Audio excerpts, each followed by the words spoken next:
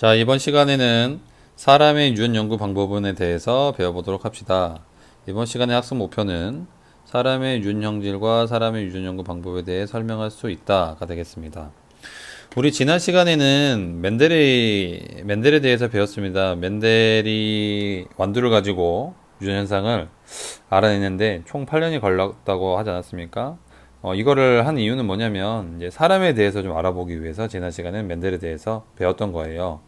그런데 사람 같은 경우에는 좀 더 어렵습니다. 왜냐하면 그 멘델이 완두콩을 결정한 이유가 네 가지가 있었는데 그중 첫 번째가 인위적으로 교배가 가능하다고 했었잖아요. 근데 여러분들 사람은 인위적으로 교배하면 됩니까? 절대로 안 되죠. 그렇기 때문에 사람을 연구하는 거는, 유전 연구하는 거는 쉽지 않습니다. 그럼 사람은 과연 어떤 방법으로 유전 연구를 하는지에 대해서 한번 이번 시간에 알아보도록 합시다. 그래서, 아이고, 지우고, 여기 보면, 해보기가 있거든요. 사람의 유전 형태 알아보기. 이거는 수업 시간에 할 겁니다. 조원들의 혐알기, 뭐, 눈꺼풀, 보조개 형질을 한번 조사할 거예요. 그래서, 이건 수업 시간에 하는 걸로 하고, 여러분들 겉모습을 보면 사람은 다양한 유전 형질이 있습니다. 대표적으로 교과서에 한 7개가 나와 있는데 혐알기, 눈꺼풀, 귓볼 모양, 이마 모양, 엄지 모양, 보조개가 있습니다. 혐알기가 가능한 사람이 있냐면 불가능한 사람도 있고요. 눈꺼풀이 쌍꺼풀인 사람도 있고 외꺼풀인 사람도 있고요.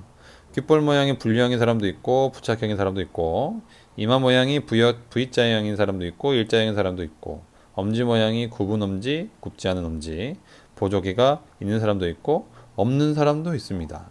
이렇게 다양한 유전 형질이 있는데 일단은 결론적으로 이야기를 하면 사람은 유전 연구하기가 쉽지가 않습니다. 이거를 멘델이 이용한 거랑 멘델이 완두콩을 사용한 이유랑 조금 접목시켜서 선생님이 설명하려고 합니다. 여러분들 멘델이 완두콩을 사용한 이유가 있었죠? 하나씩 볼까요? 첫 번째, 세대가 짧았죠. 그 다음에 두 번째, 자손수가 많았죠. 그 다음에 세 번째, 인위적 교배 가능했고, 그 다음에 네 번째, 대리병질이 뚜렷했죠.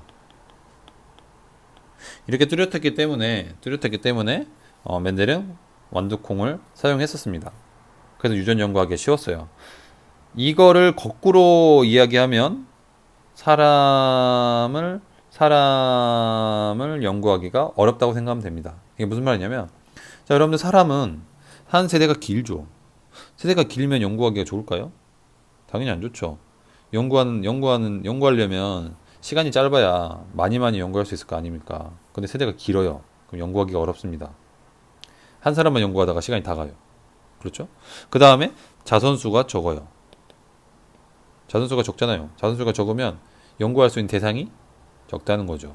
그리고 가장 중요한 거. 인위적으로 교배할 수가 없죠. 사람 인위적으로 교배하면 됩니까? 안 되죠. 그리고 대리병질이 뚜렷하지 않는 경우가 많습니다. 그러니까 우리가 지난 시간에 둥근 완두가 있으면 둥근 완두에 대립되는 형질이 주름진 완두였잖아요. 근데 이런 경우 사람은 이런 경우가 있는 거지. 만약에 눈꺼풀만 보면 어떤 사람은 쌍꺼풀이 있는데 외꺼풀이 있는데 쌍꺼풀에 외꺼풀이 있어요. 그럼 그 중간에 해당하는 꺼풀이 있습니다. 뭐 반꺼풀이라고 해야 할까요? 반만 있는 경우. 혹은 속에만 있는 경우, 속꺼풀.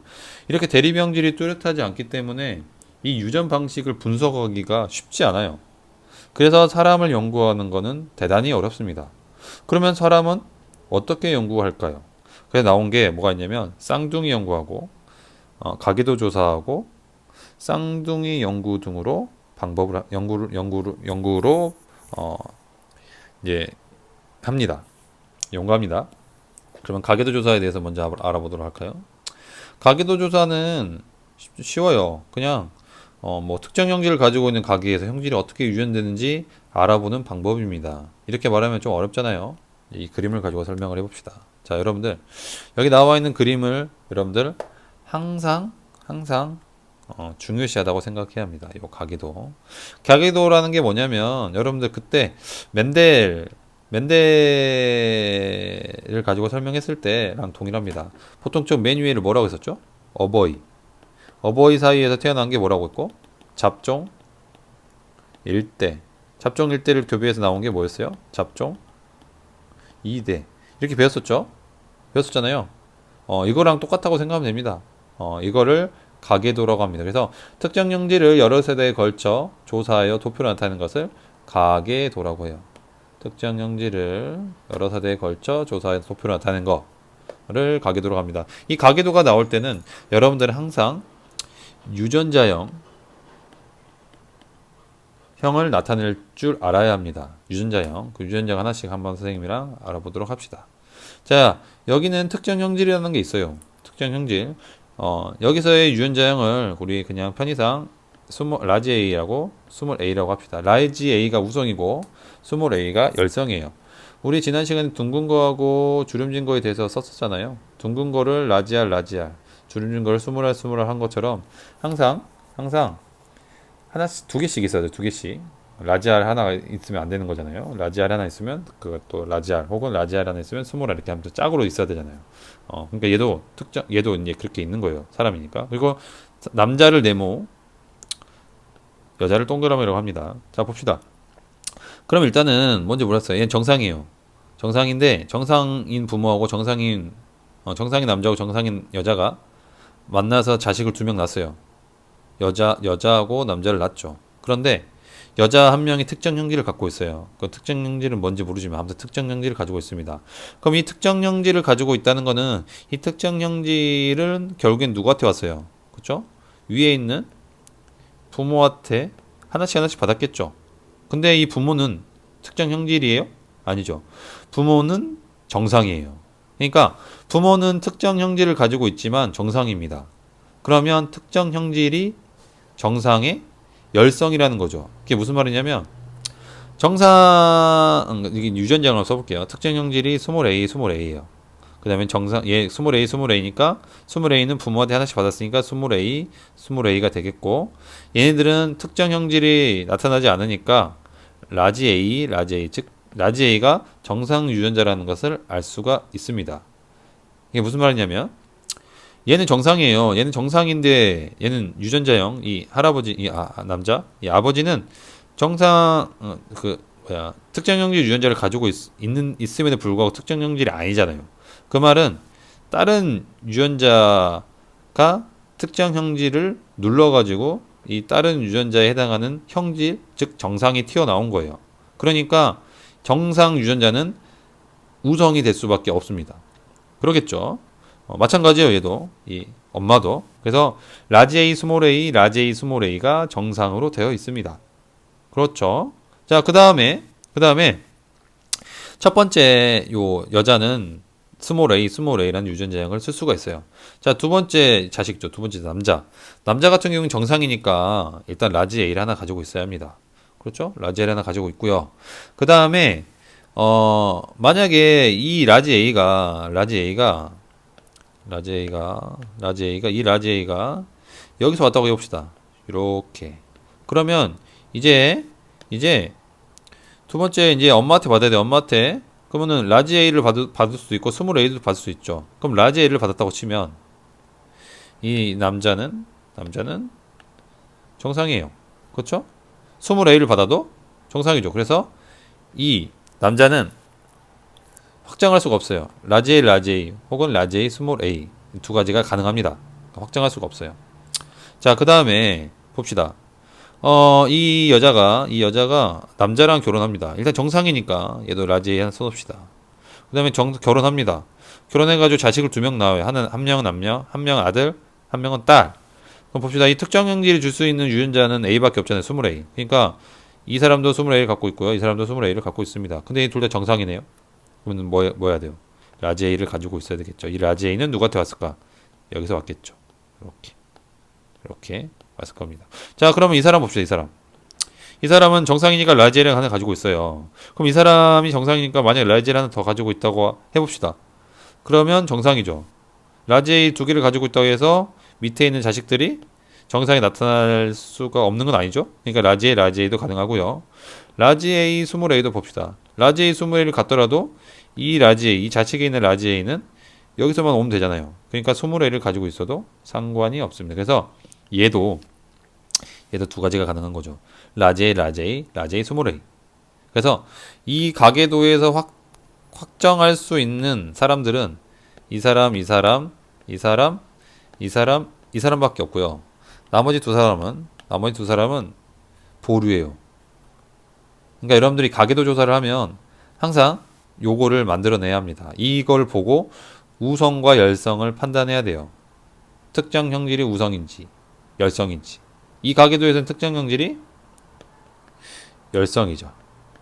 그러니까 스몰 A로 표현하는 겁니다. 알겠습니까? 매우 중요해요. 가계도 조사. 자, 그 다음으로 할 수 있는 게 뭐라고 했습니까? 쌍둥이 연구라고 했어요. 쌍둥이 연구에 대해서 배워보도록 합시다. 쌍둥이 연구는 환경이 형질에 미치는 영향을 알 수가 있는데요. 대표적으로 일란성 쌍둥이를 사용합니다. 그러한 이유는 뭐냐면 유전자 구성이 동일하기 때문이에요. 그러니까 이 두 사람의 쌍둥이가 있습니다. 이 두 사람의 쌍둥이가 유전자 구성이 같아요. 유전자 구성이 같아요. 그러니까 얘가 가지고 있는 유전자하고 얘가 갖고 있는 유전자가 같기 때문에 만약에 한 사람이 남성이면 이 사람도 무조건 남성이어야 되고요. 이 사람이 여성이면 얘는 무조건 여성이에요. 알겠습니까? 유전자 구성이 같기 때문에 성별이 같아야 돼요. 그리고 겉모습도 같아요. 일란성 쌍둥이는. 자, 그러면 이렇게 유전자 구성이 같은 이 사람에게 한 사람은 요 카라고 자동차, 즉 좀 활동적인 환경에 노출을 시켜보고요. 한 사람은 책을, 즉 좀 덜 활동적인 상황에 노출을 시킵니다. 자, 그럼 만약에 이렇게 됐는데 첫 번째로 활동적인 상황에 노출된 사람이 조금 만약에 외향적이고 그 다음에 좀 정적인 환경, 즉 책을 읽는 환경에 노출된 사람 성격이 만약에 좀 내성적이라고 한다면 환경이 이 사람이 형질을 바꿔버린 거죠. 그렇죠? 환경이 이 사람의 형질, 즉 형질 중에 성격이잖아요. 성격이 환경이 성격을 바꿔버린 거예요. 외향적인 거하고 내향적인 거를 바꿔버린 거죠. 예를 들면 변했다면 두 번째로 만약에 환경을 변해줬음에도 불구하고 이 사람도 외향적이고요. 이 사람도 만약 외향적이에요. 그러면 환경이라는 게 성격에 영향을 주는 거예요, 안 주는 거예요? 영향을 주는 게 아니죠. 이렇게 왜 이야기하냐면, 자 보세요. 형질 차이, 즉 여기서는 형질을 성격이라고 해서 성격. 이 성격 차이를 비교하면 그 성격이 만약에 유전에 의해 나타나는 건지 아니면 환경에 의해 영향을 받는 건지를 알 수가 있어요. 자, 유전에 의해 나타난다는 거는 환경이 성격을 바꾸지 않는다는 거죠. 여기에 해당하는 거고, 만약에 환경의 영향을 받아, 즉 환경이 변했을 때 성격이 변한다 라고 하면 환경이 얘네들의 특성을 바꾸는구나 라는 것을 알 수가 있기 때문에 일란성 쌍둥이를 사용하는 거예요. 그래서 일란성 쌍둥이를 사용할 수밖에 없는 이유는 동일한 유전자 구성을 갖고 있기 때문이고, 이 동일한 유전자를 가지고 있기 때문에 이 형질, 즉 여기서 성격을 가지고 선생님이 이야기했습니다. 형질이 유전에 의해 나타나는 것인지 아니면 환경의 영향을 받는 것인지를 알 수가 있습니다. 알겠습니까? 자, 그리고 최근에는 과학이 많이 발달해가지고 쌍둥이 연구 외에도 염색체를 직접 조사하거나 유전자를 직접 분석하는 방법을 통해서 사람의 유전 연구를 합니다. 이렇게 하지 않아요. 이건 옛날 이야기입니다. 자, 그러면 개념 확인 문제를 풀고 마무리하도록 합시다. 사람의 유전을 연구하는 방법에는 가계도 조사, 쌍둥이 연구, 염색체 조사, 유전자 분석 등이 있습니다. 두 번째, 사람의 유전 연구가 어려운 이유를 설명하시오. 자, 우리 아까 이야기했었죠? 1번. 한 세대가 길다. 2번. 자손수가 적다. 그 다음에 3번. 인위적 교배 불가. 4번. 대립 형질이 뚜렷하지 않다. 이쪽 요 네 가지 꼭 알아두시기 바라겠습니다. 자, 오늘도 고생 많으셨습니다.